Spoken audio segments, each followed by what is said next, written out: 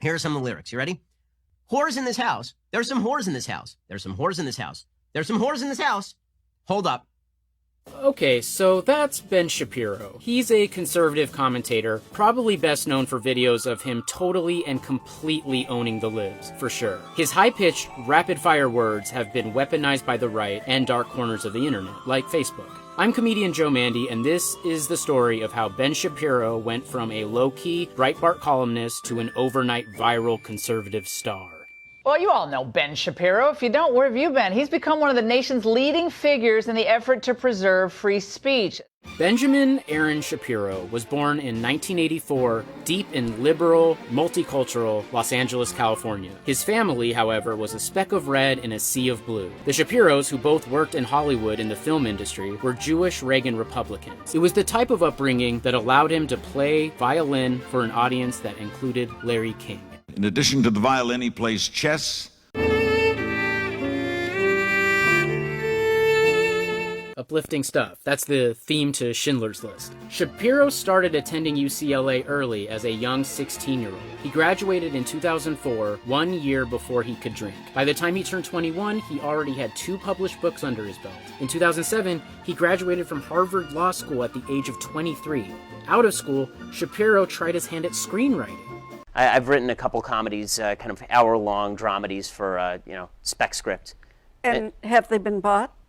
No. Shapiro claims he was blacklisted by Hollywood. It may have just been a height requirement. He never wrote another screenplay. Instead, Shapiro set up his own consulting firm, Benjamin Shapiro Legal Consulting. It's unclear when that too fizzled out, but in 2012, after 5 published books under his belt, Shapiro went to work for the far-right-leaning website Breitbart.com. He was the site's editor-at-large, and he wrote about justifying Trayvon Martin's death and about how Americans should be able to criticize Muslims. In another piece, Shapiro tries to dismantle the existence of white privilege. But in March 2016, Shapiro, to his credit, left his post at Breitbart in solidarity with female reporter Michelle Fields, who had been assaulted by Corey Lewandowski, who was then Trump's campaign manager. In a resignation statement, Shapiro wrote that Steve Bannon and Donald Trump are bullies, and that Bannon had shaped the company into Trump's personal Pravda, which is a cool millennial reference. After his stint at Breitbart, Shapiro and his Hollywood producer friend, Jeremy Boring, LOL,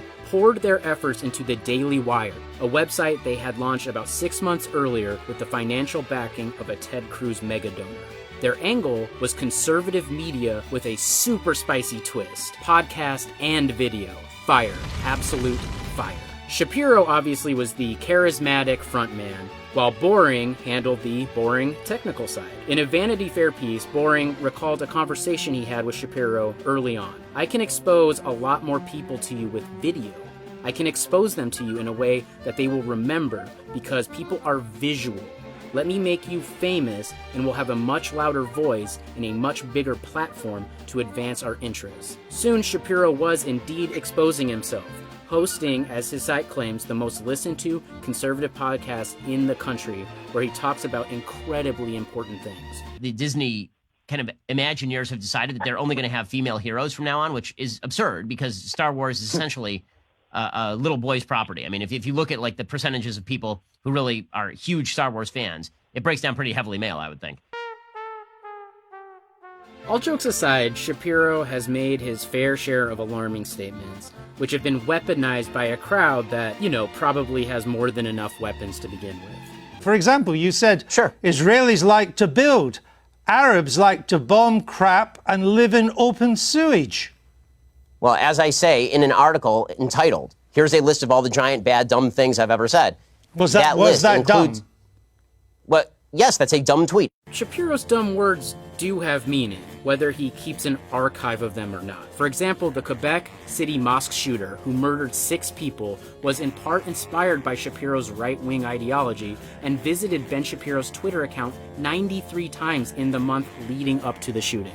Okay, this is a campaign now to blame Ben Shapiro for inciting a deadly terror attack on a Canadian mosque last year? So why might Shapiro have inspired a xenophobic maniac? I don't know. Take this tweet, for example, from 2016. Radical Muslim kills 49 LGBT people in Florida. Obama blames guns. Bernie says climate change is our biggest threat. priorities people, or maybe it was this video where Shapiro, through conjecture, labeling, and extrapolation without evidence, claims there are 680,030,000 radical Muslims. Then, well, we're above 800 million Muslims who are radicalized. More than half the Muslims on Earth. That's not a minority, that's now a majority. In other words, the myth of the tiny radical Muslim minority is just that. It's a myth. Shapiro obviously isn't a stranger to making controversial claims. Anytime he appears on a campus or popular media outlets like the Joe Rogan Experience or Fox News, his website, The Daily Wire, sees a giant spike in monetizable traffic. After all, they spend more promoting Shapiro than they do The Daily Wire, and for good reason. He won't shut up. There was a national apology for slavery. It was called the Civil War, where 700,000 Americans died. Yeah, obviously engaging in a violent civil war isn't exactly considered an apology. Nevertheless, Shapiro doesn't skip a beat drumming up controversy for clicks. He dismissed the sexual assault allegations against then Supreme Court Justice nominee Brett Kavanaugh because no one would describe what his genitalia looked like. Right? Stormy Daniels famously described President Trump's genitalia. Bill Clinton's genitalia. Details of such were talked about. Nobody has yet described Kavanaugh's genitalia. Now, that's not dispositive. Clearly, vivid descriptions of genitalia mean a lot to Ben Shapiro. The idea that sex or gender are malleable is not true. Shapiro fails to cite the widely accepted fact that gender is largely socially constructed.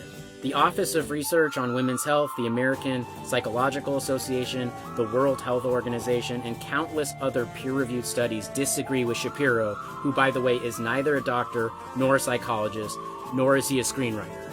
But he goes on. But if you are going to dictate to me that I'm supposed to pretend that men are women and women are men, no. My answer is no. I'm not going to modify basic biology because it threatens your subjective sense of what you are. Aside from ignoring scientific research from many studies that discredit everything Shapiro is saying, he, more importantly, fails to treat human beings as such. But the fast-talking Shapiro just steamrolls his way through. He doesn't skip a beat. He talks quickly, confidently, and nasally, and is believed by many despite his lack of facts, which, by the way, don't care about your feelings. Scarce to be counted, filling the darkness. Hey, thanks for watching Who Is? Did you know we have a podcast now too? On Who Is, the podcast, I'll dive deep into the fascinating lives of the people who run things, whose decisions impact every aspect of our lives. How did they get where they are today? And knowing that, what might they do next? From politicians to the ultra-rich, to military contractors and monarchs and media moguls, I'll introduce you to the reporters and experts who know these real-life world molders best. Sharp-eyed observers and confidants who observe our subjects as they make the decisions that define our everyday lives. To see more, hit the link or search Who Is on the iHeartRadio app or wherever you get your podcasts. And for more of the video series you know and love, be sure to check out the Snapchat versions and our series playlists on YouTube and Facebook.